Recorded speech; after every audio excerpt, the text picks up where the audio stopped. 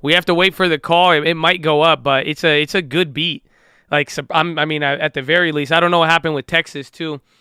Let me take a look at that one. But that's weird, bro. Microsoft actually did good. It's for a 6% instant sell-off. It could bounce, but if it doesn't come up, I mean, that's just going to show you the market's attitude. But let's see if Texas held up. But again, they held up IBM. So Texas, they increased their guidance. That's why Texas Instruments increased guidance by 10%. It was 4.5 to 4.9. The estimate was 4.1. They got 3.7 on analog revenue, estimate 3.4. Again, their guidance was good. EPS, they guided up about 10-20%. And then revenue on Texas Instruments, 4.83, estimate 4.4. EPS was 2.227 versus 1.80 year over year. So Texas killed it, and they guided up. Analyst consensus was only 191, and they're 10% higher. Literally, Texas, they went bigger than every single one. So, like, out of all of the out of all the estimates, they reported higher. But Microsoft was good earnings. Again, Microsoft beat. I think the only soft spot we'll see at the cloud, and we'll see if any analysts weigh on this tomorrow. But it just seems like they're It just seems as if their cloud didn't grow. And that's the issue. I think IBM's cloud grew at a really, really fast clip. We'll see what happens with Amazon. But the people were expecting cloud revenue to really, really be solid. And it wasn't the best. It's still good. Again, the comparables are very, very high. You know, the estimates that they had are very, very high. So it's very, very weird that it's down that much. Again, last earnings, they moved 4%. The earnings before that, they only moved 0.5%. Yeah, EPS 242. Yeah, they beat on revenue. EPS, is there guidance? I think, that's probably what we need to wait for. I don't know. Did they give any guidance for, I don't know how the guidance stacks up. Again, that's their second quarter there, so we'll see. It's going down a little bit more. FFIV, they beat barely, or not barely, but again, I think the market wants some bigger beats. Again, FFIV's on the low now. They're down 13%. Whoa, that's a big one. Yeah, they're dead. I couldn't tell you why. Again, this could just be the sentiment, but it's weird because IBM went up, and then the Texas Instruments, Texas did very, very good, especially for the chips. So that one's good. But at the end of the day, this one is just very, very weird. This one's very, very weird. It's just showing. It's like, remember, like a couple quarters ago, when Microsoft or like every company had good earnings, and then the market just still sold everything. That could be the that could be part of the attitude here. It's very weird. We're gonna find out right now. Texas Instruments killed it on everything. Their guidance was good and their earnings beat.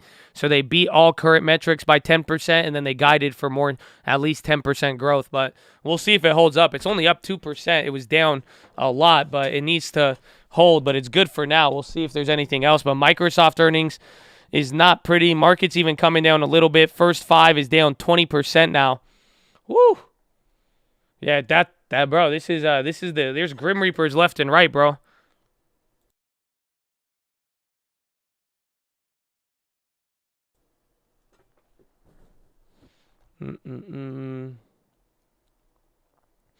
No, we still have the TXNs. I was going to sell out of them, but I ended up holding because they lost. We were up 60%, and I would have sold them at the profit, but then they didn't. They ended up going negative with that little drop.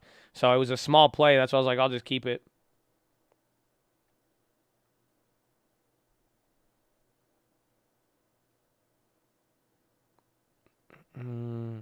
Yeah, Powell is going to be wild tomorrow. We'll see. I'm waiting to see if there's any updates.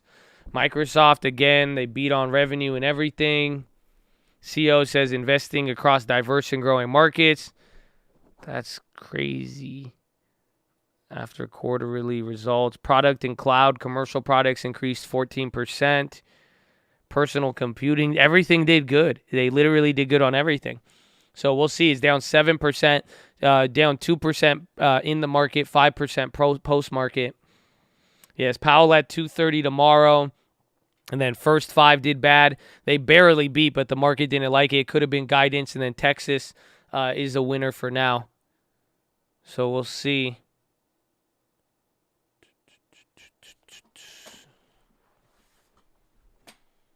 Drop, lock, and pop it. Maybe. Again, the earnings call will be very, very key for them, but it seems like they did good. Netflix is even selling off after hours. It's not because of Activision. No way. This was the initial results. Again, wait for the conference call. I mean, again, my initial reaction is that everything's good. Microchip on semis rise after Texas Instruments. Yeah, Texas was really, really good. I was actually surprised by that.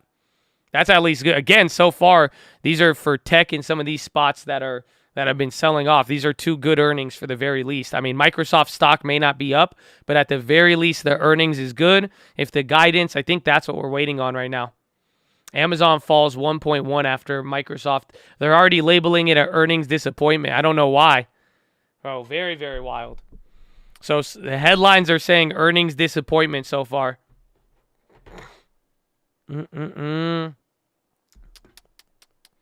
You agree. It's Netflix all over. Netflix was down 15% on the first candle, though. Again, Netflix was really... This one's not too bad, but granted, I mean, Microsoft has dropped a lot leading into this, so you kind of got it.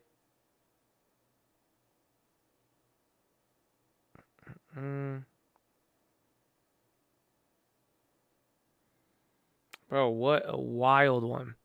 What a wild. Now all we need is Texas to go up like $80 and then we good.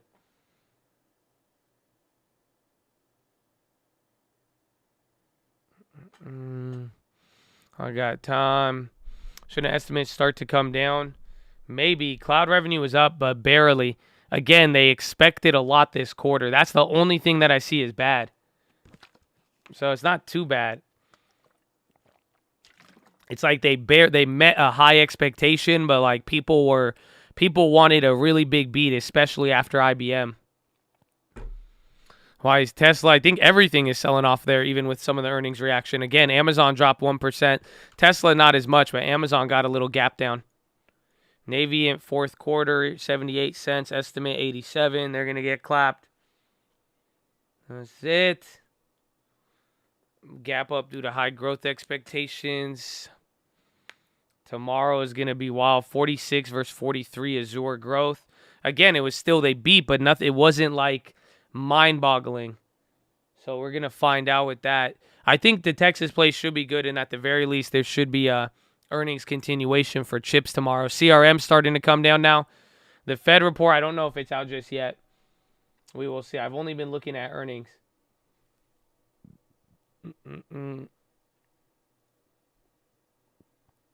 Yeah, and then Texas, they beat every estimate. But now this is a matter of does Microsoft hold or not? You can see it had some weight there on the market. Where does this put them? Yeah, I mean, they could come down a little bit. They could probably drop another $20. It is priced in right now. That's the key you got to realize. I think people are waiting for the conference call. Does anybody know? Does it come on in 30 minutes? Because pretty much after that, we'll see the result. Because you're right now, you're priced in exactly at $19. So if you remember, people were asking that today. How much is Microsoft priced in? It was pricing in $19. You were down $18.47, $19 right there. 230 PT. Yeah, that's it, man.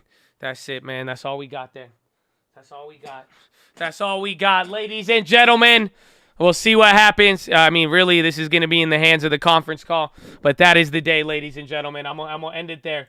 I'm going to end it there. I'm going to tell you how much I love you. And I'm going to tell you thank you for being here. I appreciate every single one of you, man. Big shout out if you liked the video and showed love. But even if you didn't like me and you weren't really a good influence today, it's all love, man. You still gave me the opportunity. So I'm grateful for that. But honestly, from the bottom of my heart, man, thank you for each and every single one of you are here, especially if you show up with a good attitude. We don't care if you got a membership badge or anything like that. If you show up ready to play, ready to contribute, it's positive, it's respectful, and you've made yourself somebody that the Chad could befriend. You know what I'm saying? And we've been able to grow and build a relationship, man. God bless you and thank all of you. And hopefully you in the game. If you ever have any questions, man, feel free to ask. But God bless you guys and thank you for being here and holding it down. Big shout out to all the members, baby. You see them looking pretty, okay? That's it. I love everybody, even the non-members. I'm just saying.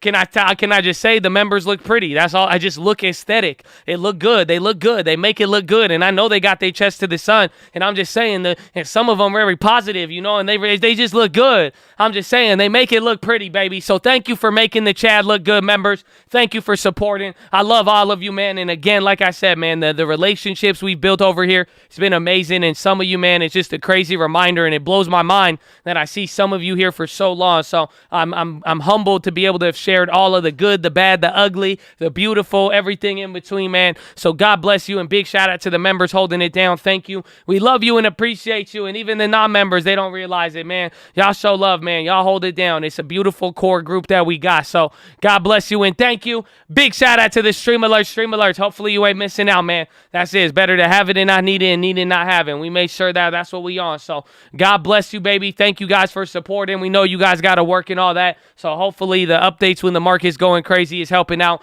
We love you guys and thank you. And if you're doing all of it, if you're doing membership stream, you in the game, baby. We can't thank you enough. You a real OG, baby. Hold it down, baby. Hold it down. Amen. Wait, here. Hold on.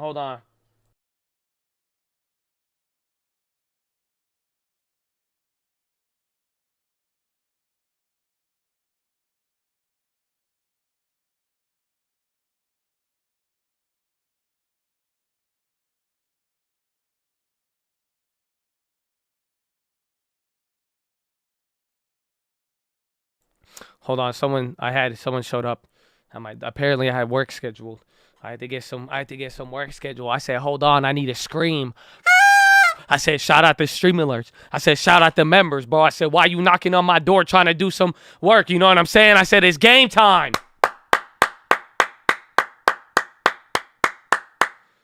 But, ladies and gentlemen, that's it, man. That's it. I love all of you. That's the end of the day, man. God bless you again.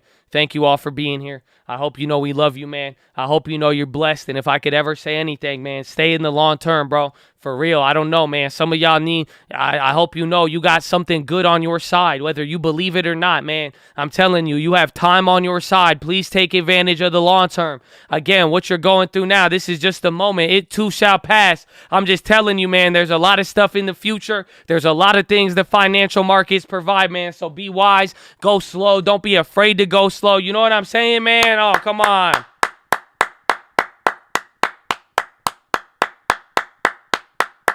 I hope they feel me. So we love all of you, man. Stick to the mission, man. And I don't know if you hear it enough, man. If you have been sticking to the mission, if you have been doing the right thing, you've been staying disciplined, you've been staying in the game, man. Good work. Keep it up, okay? Keep it up. Some people, it's about getting on the right road. Some people, it's about making sure you don't fall off. So keep it going, baby. Keep it going, and we love you, and God bless you. But that's the day. That's the day. Go check out the links. First link for the Stream Alerts Bootcamp and Real Estate course. Second link for the Watchlist and main channel. Shout out the Watchlist gang, baby. I love all of you, and I hope you've been picking it up. Again, tomorrow we're going to have the Powell analysis. It'll be a simple breakdown. Pretty much if Powell does this, this will happen. If Powell doesn't do this, that will happen. And just get ready. There will be some plays, baby. Again, there's still been a lot of volatility. Some of the normal plays we've been hitting, they're literally on steroids now. That's it. A 20%er could produce you 200% in this market. So just stay in the game, locked and loaded. We'll cover it on the watch list. Third link for the membership badge. Fourth link for the oh yeah, hey, thank you for being here at the Stock Market Live. You could get the merch here. You know, you have merch. You have merch. Look, you have merch. That's what we've been talking about this whole time. And we have merch. Do they got this pre-workout? Oh, sold out because you guys don't work out. Yeah. Go work out right now. Go work out today. Do it for me. Do it for Uncle. Do it for Uncle. You know how proud he would be? Do it for Uncle. Do it for Uncle, baby. God bless you. But check out the other channels, Cole Real Estate, Cole Cars, Cole PHILO, Cole Music. Oh, wait, is there Cole Real Estate? Let me see. Yo, did he post it yet? Oh, he hasn't seen it. You guys should see this, man. You guys could watch. Oh, wait, is that my face on there? Why is my face everywhere? Oh, shit. Wait, it's not. Hold on. Yeah, no. I'm muted right now. Yo, my face is on the Cole Real Estate channel. Yeah, they don't know that that's me, but like it's still on there. But should it be different thumbnails? Really? Oh man. No. I'm not mute. Shit. Hello?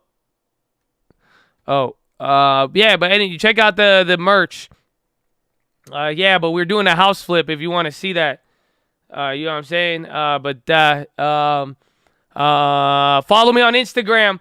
Okay, again, just follow me on Instagram. We post the long-term plays. Again, long-term is still fighting, man. He's fighting for his right to party, bro. I'm telling you, he's up 10%. 10% and 13%. He's holding in there. So if you want to see what's in these portfolios, you can see them now, or just follow me on Instagram. Every single Instagram photo I post, it has it in there, baby. So check it out, how we set up our long-term, how to find 1,000% gainers. And finally, ladies and gentlemen, the prayer request wall. So we don't got an affiliate link. Okay, we don't get $200 if you sign up for a prayer. It's very simple. Me and my mom, this is what we do. And we like to support everybody in here, man. And if you ever want to do anything for me, man, just pray for me. You know what I'm saying? Send blessings my way and pray for your boy, bro. I'm telling you, I really believe in it a lot. And it goes a long way. And me and my whole family do. And this is what me and my mom do. We just want to put your jersey on our back. That's it. We just want to root for you, man. And hopefully y'all pray for all the other brothers and sisters in the chat as well, too. And just show love. Again, like I'm saying, man, you spend time with everybody in here. You see a lot of these names, good and bad, whether you've been happy, sad, it don't matter. So just show some love. You know what I'm saying? Show some love to the chat. That's it, bro.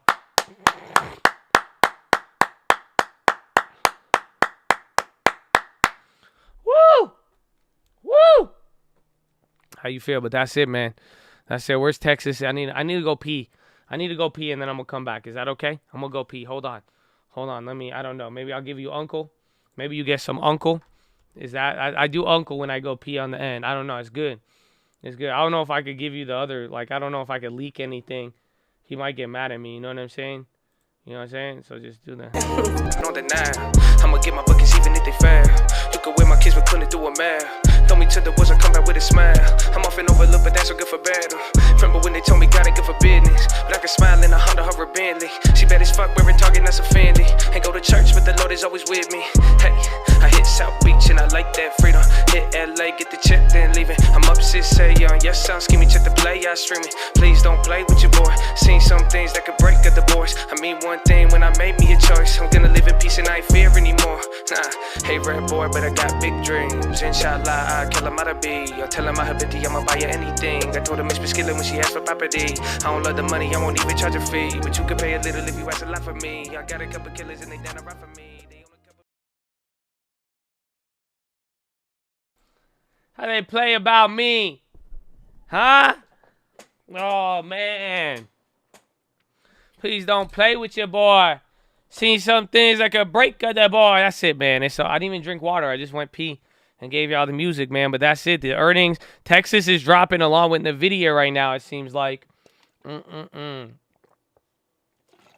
Oh, man. Oh, man. But, ladies and gentlemen, that's it, man. So I hope you fill out the prayer request wall. I hope you know we love you, man. And I hope you read Richest Man in Babylon, Proverbs New Living Translation, and The Strangest Secret in the World, okay? Can you do that for me? It's a good one.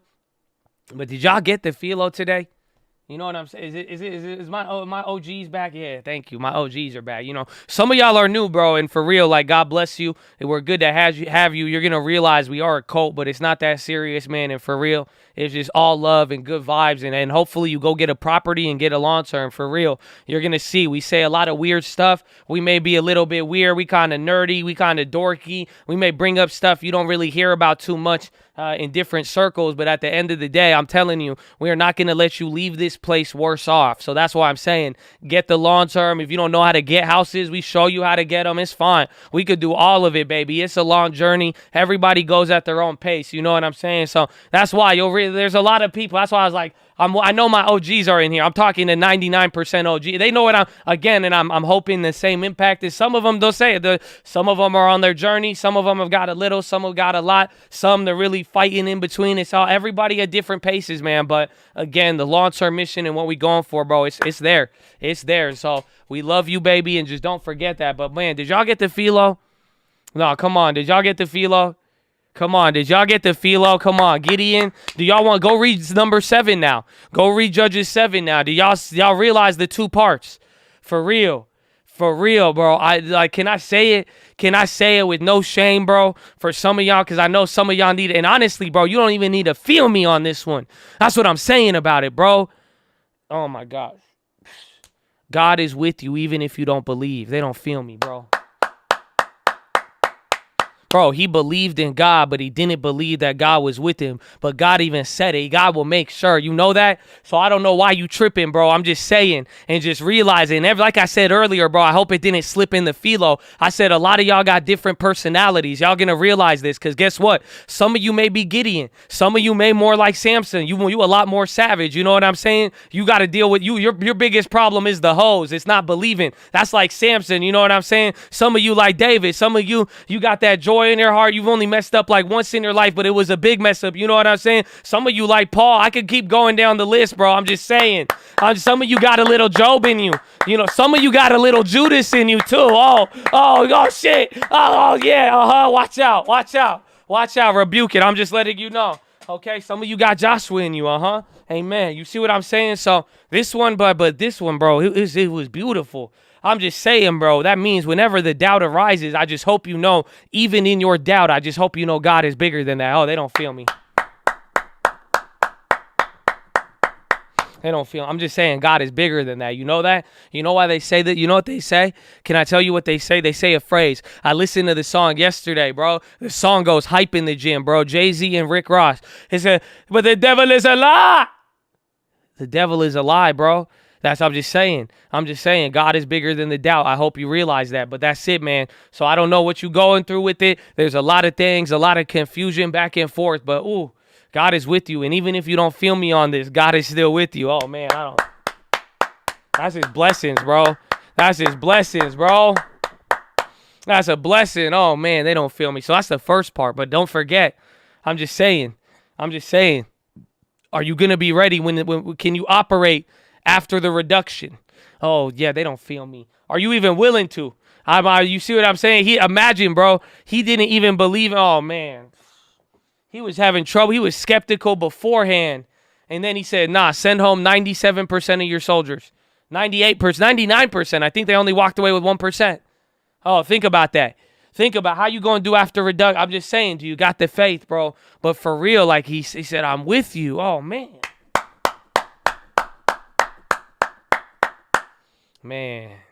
Man, so I hope you're ready, bro. I hope it vibes with you.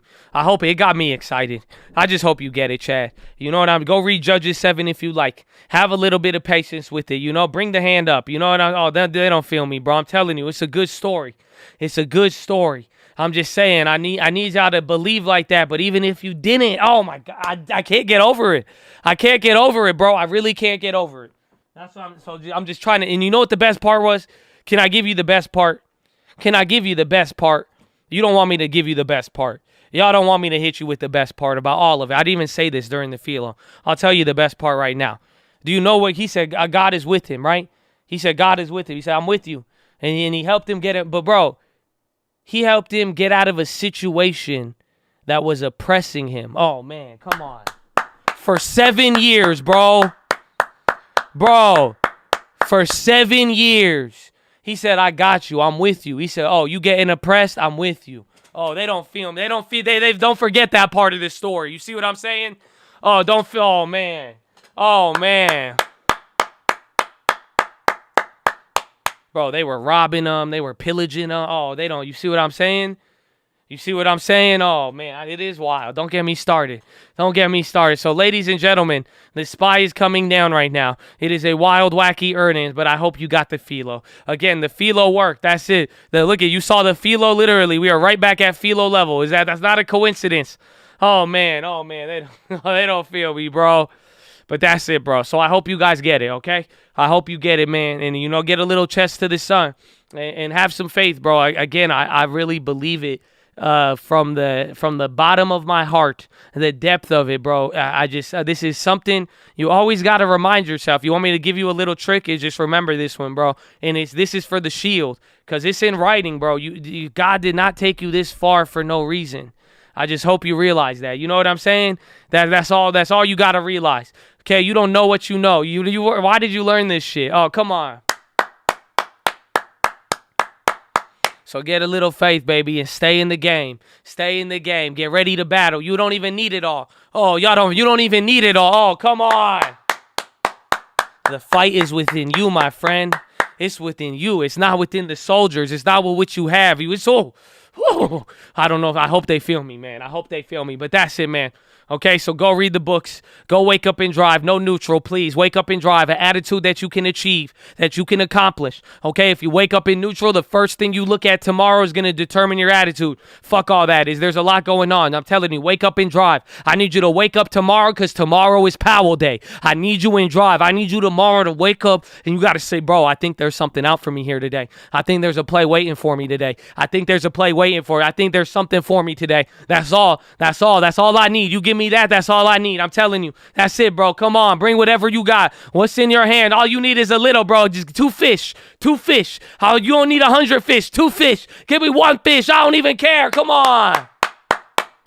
Oh, they don't. I'm going to go crazy. I don't want to go crazy. I already lost my voice like 18 times in the last 2 days. I don't know how to explain it. Oh, man, it's Powell Day. You better wake up and drive, baby. So it's game time. I will see you on the watch list. I will see you tonight. Do I have anything else for you? I don't know if I have anything else for you. Let me see. Let me see. Let me see. Let me see. Let me see. Bro, they keep ringing my doorbell. I sent everybody back home. I said, I don't have anything today. So get away from me. I'll give you a different one. I'll give you a different one. I'll give you a different one. Stay in the game, baby. Get locked and loaded. That's it. I'm gonna play the samples for you over and over.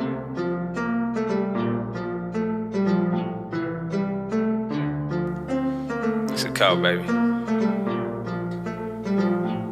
Treat this like my first. Treat this like my last. Anything could work. It happens slow or fast. Smoking on that hope. I'm gonna need an ounce of that. I bet was on the ropes, but we kept on bouncing back. Treat this like my first. Treat this like my last. Anything could work, could happen slow or fast. Smoking on that hope, I'm gonna need an ounce of that. I bet was on the ropes, but we kept on bouncing back. Treat this like my first, treat this like my last. Anything could work, could happen slow or fast. Smoking on that hope, I'm gonna need an ounce of that. I bet was on the ropes, but we kept on bouncing back. Shout out to my rhymes, it helped me do this right. The Lord control the fire, but you can roll the dice. I care more about the ownership. Woo!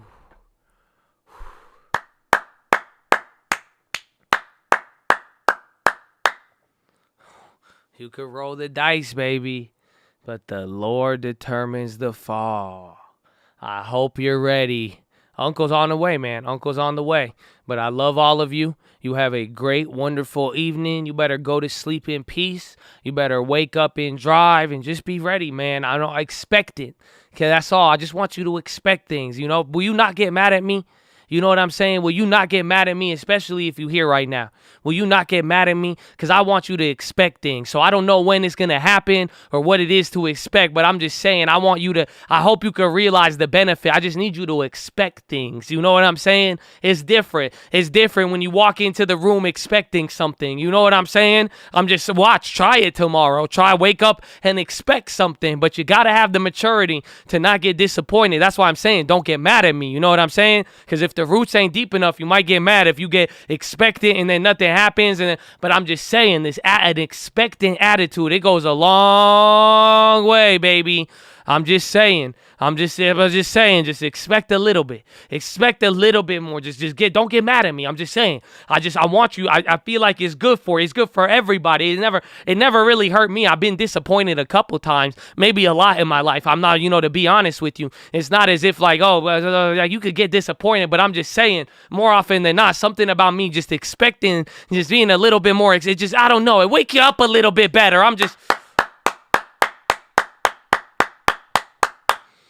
Woo! So I hope they feel me, baby. So the market's doing a lot. We'll see here. We will get a Fed update by the time you get the watch list. So I hope you're locked and locked and loady, and prepared. I love you all, Chad. You have a good rest. Be ready, and I'll see you tonight, and I'll see you tomorrow morning. Peace out. And thank you for joining the Stock Market live stream today. We're glad to have you. If you still are here and have complaints, you're a bitch. I'm just kidding. We're not allowed to say that. This is customer service. They would never say that, and we rebuke that. I'm just saying we love you, but if you made it this far, I mean, you could still submit complaints. But we also do have merch, okay? So I love you, and God bless you, and have a wonderful day. Bye. Oh, hey, wait, Josh! Ah! I want a Texas Instruments pony! Okay, love you. Bye.